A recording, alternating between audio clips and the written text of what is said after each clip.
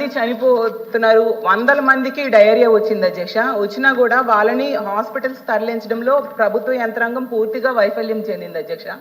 చాలా నిర్లక్ష్యంగా వ్యవహరించింది. అసలు ఫస్ట్ మరణమేమో సెప్టెంబర్ 20వ తేదీన గొర్ల మండలంలో పెనుబర్తిలో నమోదైంది అధ్యక్ష. ఆ తర్వాత అక్టోబర్ 12వ తేదీకి అంటే 22 రోజులు అయింది. అప్పటికి ఇంచుమించు 14 మంది వరకు చనిపోయారు అధ్యక్ష. ఇన్ని రోజులైనా కూడా ప్రభుత్వ యంత్రాంగం అసలు పట్టించుకోలేదు అధ్యక్ష. జగన్మోహన్ రెడ్డి గారు అక్టోబర్ 19న ట్వీట్ చేస్తే అప్పుడు ప్రభుత్వం స్పందించడం స్టార్ట్ చేసింది అధ్యక్ష.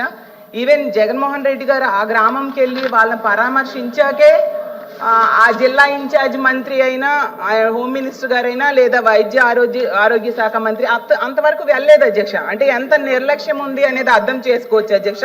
19 దాకా మాజీ ముఖ్యమంత్రి గారు ట్వీట్ చేసేదాకా అసలు దాని మీద స్పందించలేదని చెప్పారు అధ్యక్ష.